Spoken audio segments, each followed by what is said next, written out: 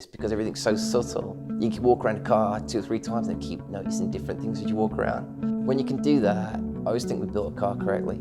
I always put more into it than we should do, perhaps, and it pays off in the end because people see the quality that you can do, and they're like, can you do my Ferrari? You know, can you do my Lamborghini?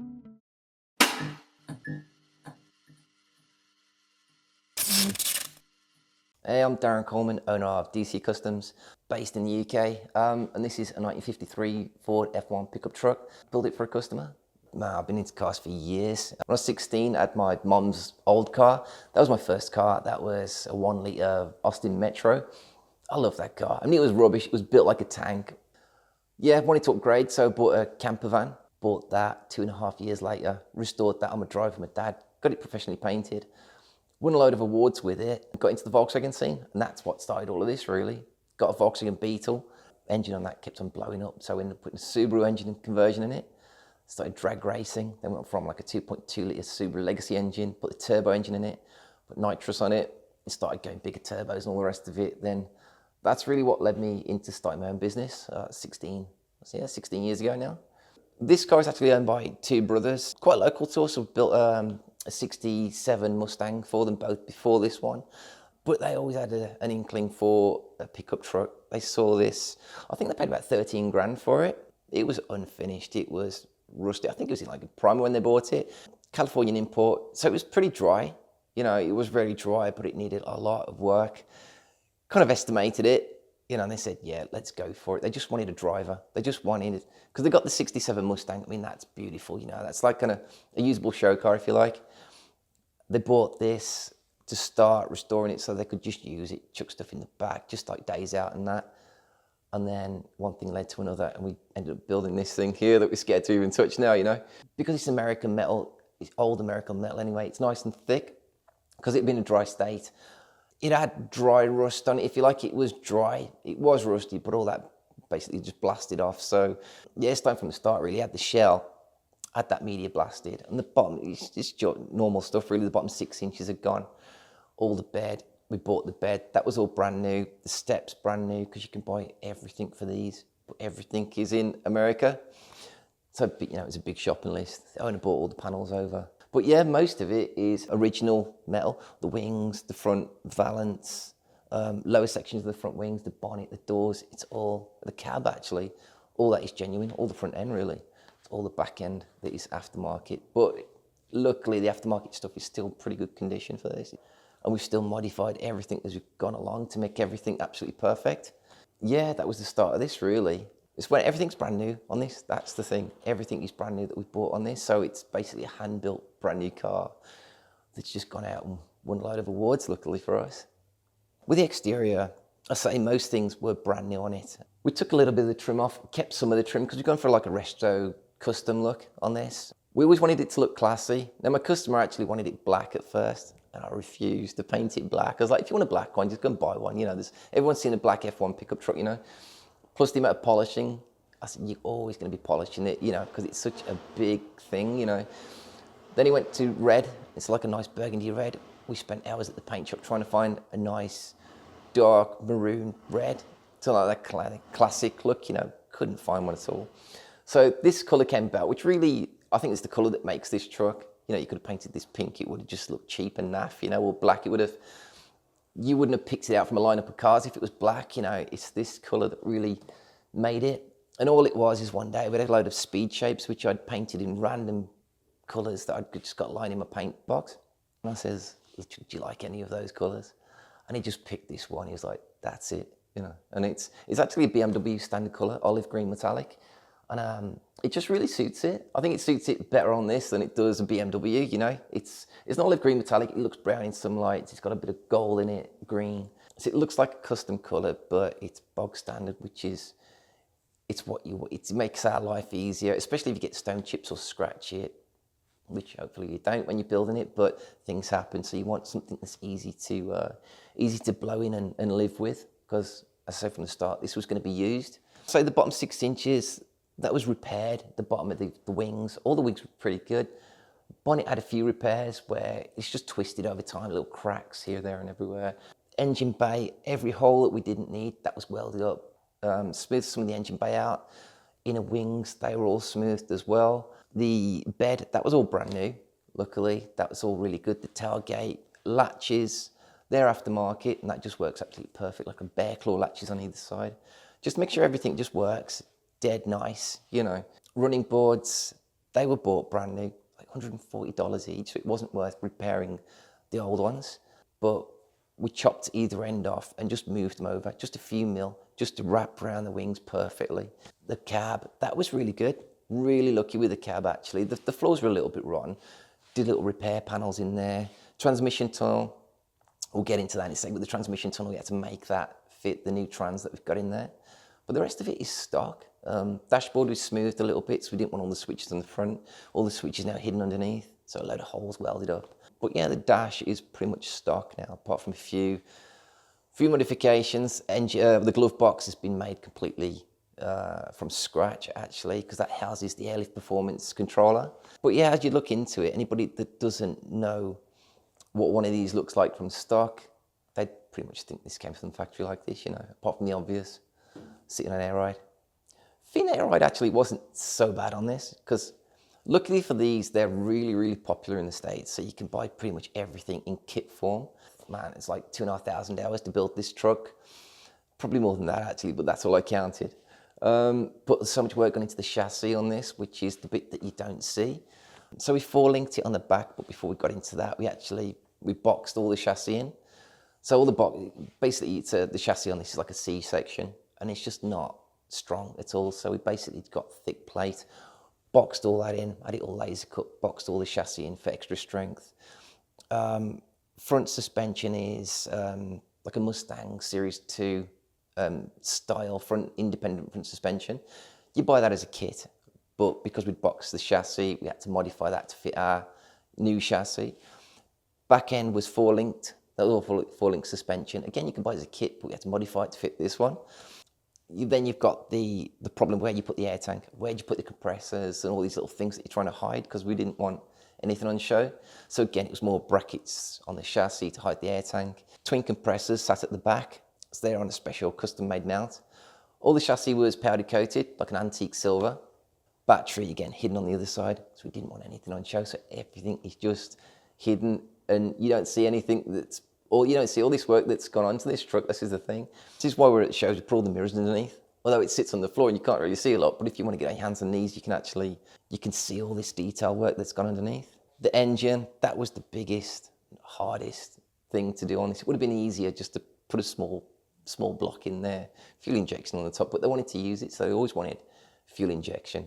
The idea, pretty much as we got into the build, was to put a new style Mustang Coyote engine in it. It's 5 litre, 450 brake horsepower. Fuel injection, just so you can just jump in, turn the key and just drive anywhere. Found that one in a crashed car, so it saved a load of money. Only done 5,000 miles. It's virtually a brand new engine, gearbox, automatic gearbox as well. And again, you can buy everything that you need to stick that engine and gearbox in any car. So you buy the wiring kit, comes with an ECU, plugs into all the gauges, the gearbox, the lot, you know. So it's as plug and play as you could have wanted, but we had to make it fit between the frame rails, which are really, really narrow. And the engine sits quite low in these.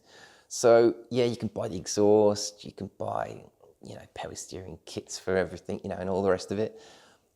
But nothing fitted on this truck, so we've had to modify everything. And that's probably one of the biggest headaches on this truck, actually. Because the suspension and that, like I say, you modify it, you weld it in, job done. The engine, we had to make our own engine mounts, make the gearbox mounts. It had to fit perfectly in the truck. You know, you needed clearance around everything. But then the starter motor doesn't fit, so then we had to get a high torque starter motor made for this, which you can actually twist, but that wasn't enough. Then we had to actually shave some of the gearbox casing away so that the starter motor could actually fit between the frame rails. It was that close.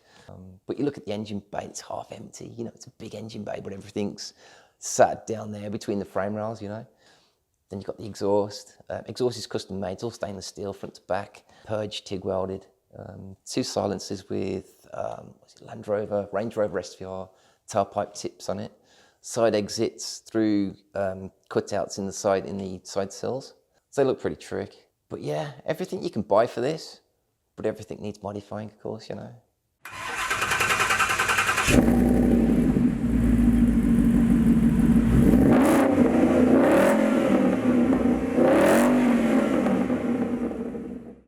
Well, the interior is pretty much stock on this. Well, I say stock, it's not stock, it's all custom, but like when you jump into it, it looks standard. Your bench seat, which you can buy.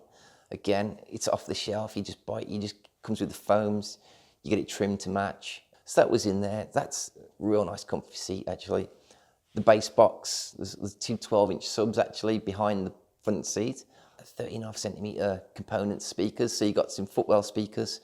The tweeters, we actually built them into the dashboard. So if you look at the bottom of the A-posts, got little tweeters there as well. And then it's just a couple of gauges on the dashboard, which again, you can buy Dakota digital gauges, and they are controlled by the ECU. So basically they're plugged into your OBD port, so everything gets its information from the ECU. So again, once they're all calibrated, they just work perfectly. We also didn't want an ugly handbrake, so I've put an electric handbrake on there. Just a little button. Just keeps the floor nice and tidy, because on the floor, all you've got is a low car shifter. It's just making everything fit and look like it should have been there from the factory, you know. So yes, it's custom, but didn't want anything to look out of place. Yeah, so everything on this car was done in-house. The only thing we don't do here is interior trimming. But we design all the door cards, we make everything, send it out, get it trimmed, and then it comes back and we get it fitted here. The other thing we don't do is engine building or gearbox building in-house, but luckily this is like brand new anyway, so we didn't have to do that. All the brackets, and again, powder coating, we don't do that, we ship out the powder coating, but everything else was done in-house, yeah. Yeah, so on the bed at the back, we bought that from the factory, you know, it's just bog standard bed. The tailgate, you can buy different tailgates. The customer wanted one with a Ford script on the back, just so it looks stock. But we bought the wooden kit, had that stained mahogany. It's got all the stainless steel rows between it. But again, that needed modifying because we ended up tubbing the back as well. They only wanted some wide wheels on the back. It was difficult to measure because these wheels are one of the US mags. They're made to measure. Basically, you give them the dimensions that you want, the widths, offsets and that, and then hope they fit when they turn up from America after your customers paid thousands for them. So we've got 12 by 20s on the back and 8 by 18s on the front. But at the back, again, we had to basically measure the width that we got arch to arch, measure the size of the width, and then we got the axle made to measure as well, which is a 9-inch Ford axle, all uprated. Length of the prop shaft was all modified and everything, so that's all been completely gone through. It's all brand new. But because we've got such wide wheels at the back and we're having air ride as well, we had to actually cut tubs into the back. So we bought the tub kit from America, welded all that into the back, and then cut all the wood around the tub as well. We're just doing it all like, so everything's just millimeter perfect, so that nothing looks out of place. And like I say, I forgot half of these jobs that we've done to this because everything's so subtle that you forget what's been done, which is exactly the way I like to build cars, so that you can walk around a car 2 or 3 times and keep noticing different things as you walk around. When you can do that, I always think we built a car correctly. I guess one of the biggest difficulties with this one was not only the size of it, because it's such a big thing, and during COVID as well, we had to stop work on it because they're in a restaurant. So that pretty much stopped everything, of course, but it dragged the job out. But it's such a big thing to bodywork and paint. That was one of the difficulties, but you get that with any big American car. I guess mainly the engine swap. That single job, it's not so much putting the engine in, making your mounts, that's kind of easy. It's just making everything fit and work around it in the space that you've got. Plus we wanted everything hidden out of the way. So when you look at the engine, it just looks like a nice little jewel just sat there, nice and clean, nothing going on. Nice clean bulkhead. So we wanted everything out of the way, as hidden as much as possible with the wiring and everything. But it's a lot of thought process that goes into it, figuring out exactly where things fit, because of course, you've got a wheel that's going to go up and down in there because of the air suspension, and making everything work with everything else, really. Actually got the glass made because it's just flat pieces, you know. Funny story behind that one, actually, is 2 days before the first show, actually, got a guy coming around to cut the glass for us. We'd made all the templates. He just wasn't a very nice guy. To be honest, I think he just woke up, got out of bed the wrong side that morning, man. And he just didn't want to do it. He was struggling to cut the glass perfectly, you know, because you need the seal around it to pop it in. It just wasn't going well for him. He gave up and just drove off. I was like, Christ, what do we do? You know, we're going to a show in 2 days. We're not going to get a piece of glass from America now. So literally went down the hardware store, bought a piece of polycarbonate, made my own fake windscreen for it, popped that in, front and back it was.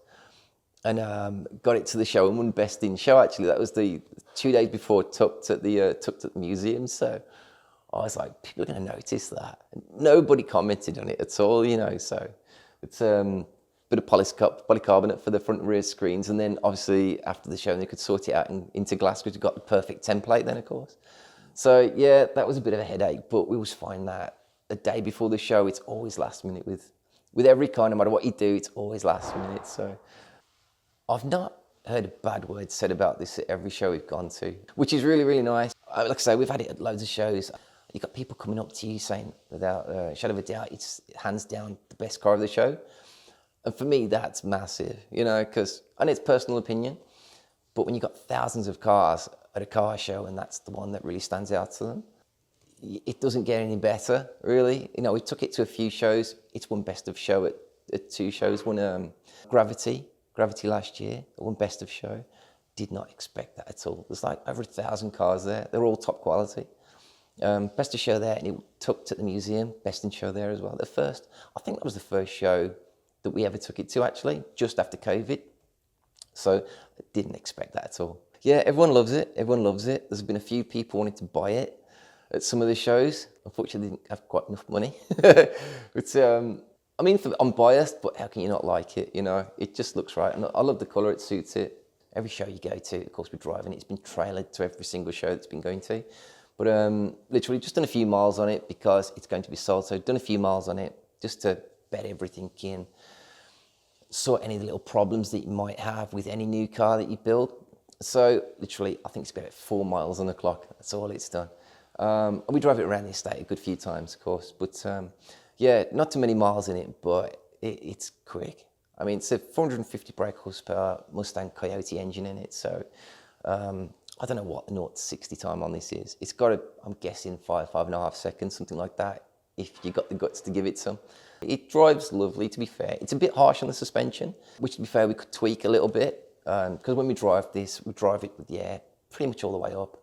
But yeah, a few little tweaks, it'd be quite nice, but it is quite firm suspension, which, like I say, it just needs tweaking, but it drives lovely. It just sits in a straight line. It just goes. It's proper cruiser. Because we've not had this up to top speed at all, but because it's a Coyote Mustang engine in it, I believe the top speed's about 155 mile an hour.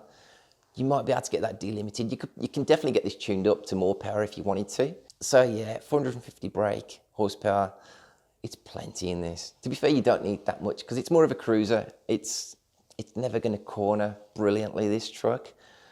It's not the easiest thing to park. You know, we didn't put wing mirrors on it because they look ugly. It's not the easiest thing to drive on the UK for sure. It'd sit on the motorway all day long, you know. The customers decided to sell this now. So I've been lucky enough to be able to take this to a load of shows over the last 2 years. The customer's always busy. So he's left it to me to take it to the shows and just to show it to people, really. He's used it a couple of times since he had it back. It's here now just to finish a few little bits, give it a good detail, and it's going off to be sold now. So going here for 16 years now. Started off only doing Volkswagens because that was what I was into the drag racing scene. Mainly the Volkswagen Beetles because I had my own Volkswagen Beetle. That after owning this place for maybe a couple of years, going through all the different engines, well, it was the first road legal Beetle with a Subaru turbo engine in it in the UK.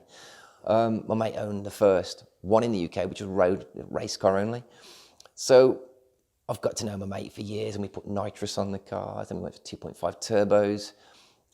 And then I got done over by an engine builder, and he did a few people over with the engines and that. So that engine blew up. So I was like, what do I do now? I was like, right, I know, I'll strip the car. Let's build the car to show condition. So I went through it, chopped all the chassis up, raised the back end, narrowed all the front end, knew everything. Every nut and bolt on it was brand new, candy paint the lot, leather interior. So it was a road legal race car, put a 2.35 litre engine in it, 670 brake horsepower. And it just opened people's eyes to what we could do, I think. I always wanted to do a car in candy. So it's like, I've got to do my own first, and then people kind of see that we can do it, you know. It's the best advertisement there is. So yeah, over the years, we've gone from Volkswagens to Porsche, and then people see you can do Porsches. Can you do my Aston Martin? So yeah, we did an Aston Martin DB6. And all these keep going on the website. And then of course, Instagram started getting bigger and stopped throwing things onto Instagram and Facebook more. And it just opens people's eyes to what you can do. Done a few hot rods. Done quite a lot of drag racing cars, actually. Andy Frost is a guy from Wolverhampton. He owns a Vauxhall Victor. It's the fastest road car in the world. We painted that, which was super lucky to get that, really. I say lucky, you know, he's a local guy, we know him, but it was a really cool car to do that, again, opened people's eyes to us. It's just more advertising. Each car you do, I always put more into it than we should do, perhaps. And it pays off in the end because people see the quality that you can do. And they're like, can you do my Ferrari? You know, can you do my Lamborghini? And so we've gone from doing Volkswagens to camper vans. And I'm not being funny, but back in the day, people didn't want to spend the money on them to pay for the time it actually takes to get these cars perfect. We've done a few, don't get me wrong, you know, done quite a lot actually, been very lucky. But then to get into the hot rod scene, it's very hard as well, you know, because unless you only do hot rods, a lot of hot rod builders won't go to you, even though you can put out all these amazing cars. Because we do a bit of everything now over the years, we just got this wicked portfolio that we've done. Not so long ago, did a couple of years ago, did a custom Ferrari F12 for the Cannon Run, full carbon fibre body, well, carbon fibre rear arches, full front end carbon fibre. Did their Lamborghini Diablo, did another F12 since that. Because they asked my DB6, Porsche Speedsters, you know, so keeps it interesting. That's the thing. And now we've been asked to do some mad custom builds as well. My downfall sometimes is I say yes to everything, and sometimes I should say no, but it keeps it interesting. And as long as they've got a realistic budget to build it, if it keeps it interesting, it gets us thinking, you can put out something different than any of the body shops doing out there. And that's kind of what's put us on the map and made what we do different than everybody else. One of the standout projects that we did in the last few years actually was a Bentley pickup truck. Now again, this guy sent me an email, can you build me a Bentley pickup truck, flying spur? So he emailed him back, yeah, no problem. You know, I knew it wasn't going to be easy, but yeah, that actually happened. And so we built that over the space of about 18 months. So that was another massive one that again put us on the map for building mad cars. So you never know what's going to happen on that next phone call, which is what I like about this, you know. And a lot of customers, when they come to us, they already have an idea of what they want, but then it might not always be realistic, or it might be way out of their budget, so that we try and tweak it to make it possible, but also within their budget. So we can tweak things, you know, you might put different wheels on different suspension, or leave the suspension alone and put the money that they have got into the body to make it look as perfect as we can do with the money that they've got. Then everything is bolt on they can do later, you know. But yeah, a lot of these cars, or every car pretty much that's custom, you have to tweak it as you go. It's very difficult to get an idea from the start and just do it when you're going full custom, at least, you know, or at least you might get the end result looking like they want, but the bits that people don't see, that's really what you have to tweak to make it fit, you know. So but there's no rule book, there's no instructions to building these custom cars. With most custom parts that you buy, there's no instructions with them, so you just got to figure it out, you know. It's experience, I guess, you know. Right, so we're based in Dudley, in the West Midlands, right in the centre of the UK, which is wicked because we get work from everywhere. We've done work from Scotland, top end of Scotland, down to Cornwall, London a lot. We're all over Instagram and Facebook. It's dccustom.uk on Instagram, DC Customs on Facebook. We're on YouTube as well, which is starting a little page on there. And yeah, get in touch for anything that you want, anything mad, anything custom, but also your classic restorations as well.